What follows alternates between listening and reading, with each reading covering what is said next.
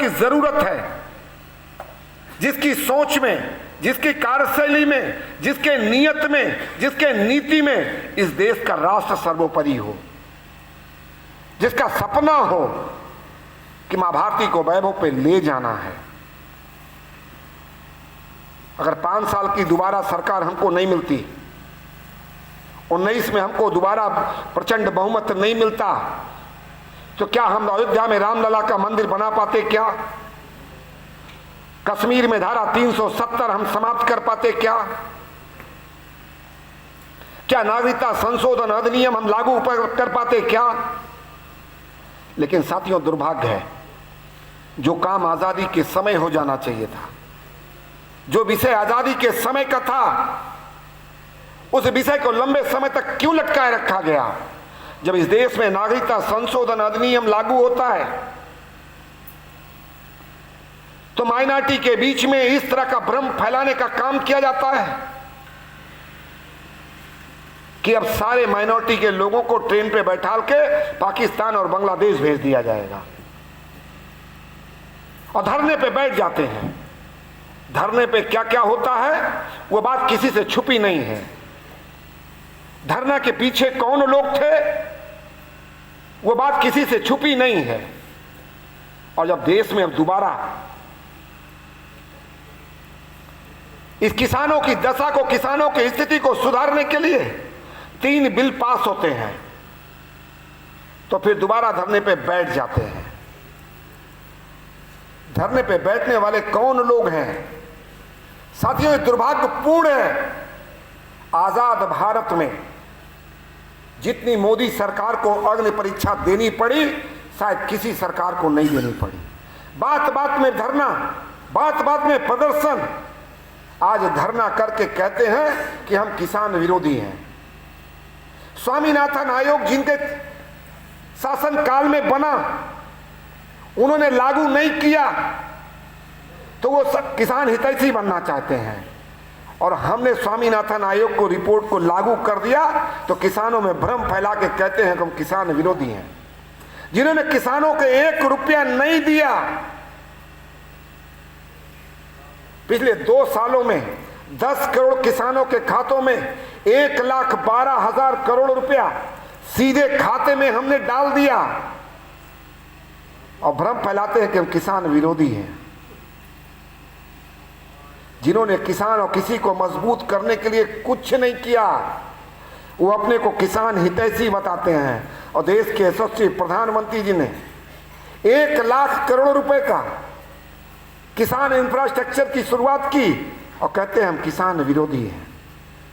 देश में जनसंख्या बढ़ी, और जनसंख्या बढ़ने के कारण खेतों का बंटवारा हुआ, लगातार जोत छोटी होती गई, किसानी करना महंगा होता गया। प्रधानमंत्री जी ने किसानों की आय को दुगनी करने के लिए 10,000 से ज्यादा एफपीओ बनाने का निर्णय लिया, और कहते हैं कि हम किसान विरोधी हैं। जिन्होंने किसानों के लिए कुछ नहीं किया, वो अपने को किसान हितैषी बता रहे हैं। जो सरकार किसानों को समर्पित है, उसको बताते हैं किसान विरोधी है।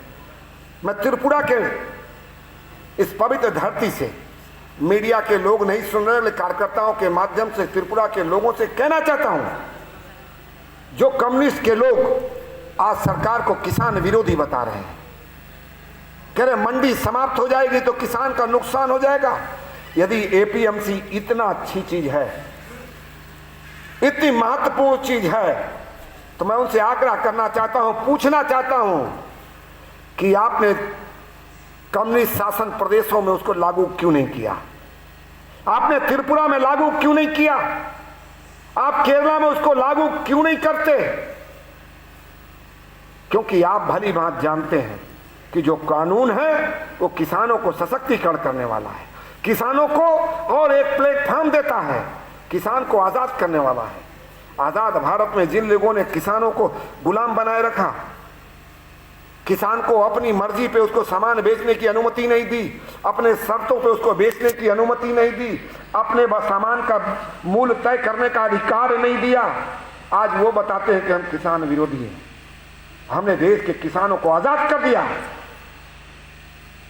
हमने कह दिया कि जिससे मर्जी हो, जिस शर्त पे हो आप बेचो, देश के किसी कोने में बेचो, आपको किसी प्रकार की बाधा नहीं होगी। जब देश के उद्योगपतियों को, व्यापारियों को अपने सामान का मूल्य तय करने का अधिकार है, तो क्या इस देश के अन्नदाता को, इस देश के किसानों को अपने सामान, अपने वस्तुओं का बाजार मूल्य तय करने का अधिकार मिलना चाहिए कि नहीं मिलना चाहिए? अगर उस देश का नागरिक है तो कश्मीर से कन्याकुमारी तक, कामरूप से कच्छ तक, जहां वो बेचना चाहे उसको बेचने का अधिकार मिलना चाहिए कि नहीं मिलना चाहिए? त्रिपुरा के किसानों की उपज केवल त्रिपुरा में क्यों बिके? वो दिल्ली में क्यों ना बिके, मुंबई में क्यों ना बिके? हमने किसानों की आय को दुगना करने के लिए एक नहीं अनेक कदम उठाए हैं। चाहे नीम कोटेड यूरिया की बात हो, चाहे एक देश एक बाजार की बात हो, चाहे ई मंडी की बात हो, हमने किसानों के लिए किया है। और सबसे बड़ी बात साथियों, धान का ऐसे जो आज एमएसपी को संवैधानिक बनाने की बात कर रहे हैं, आजाद भारत में 1325 रुपया तक पहुंचने में उनको 70 साल लगे। धान का क्रय मूल्य क्या है? 1325 रुपया, और 1325 रुपया पहुंचने में 70 साल लग गए।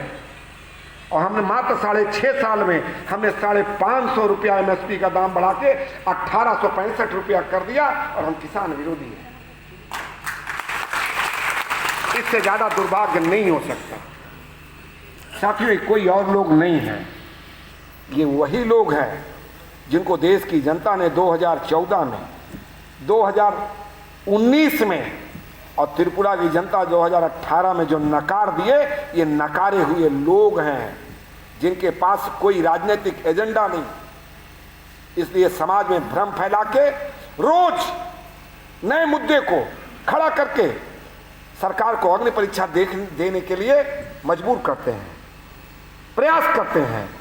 और जो दिल्ली के बॉर्डर पे बैठे हैं वो केवल 2 प्रदेश के लोग हैं। आप लोग किसी भ्रम में रहने की जरूरत नहीं है। 2 प्रदेश कौन सा? एक पंजाब, एक राजस्थान, जहां की सरकार के प्रयोजित लोग हैं। और वहां क्या क्या चल रहा है टीवी में देखते होंगे आप लोग, देखते हैं ना।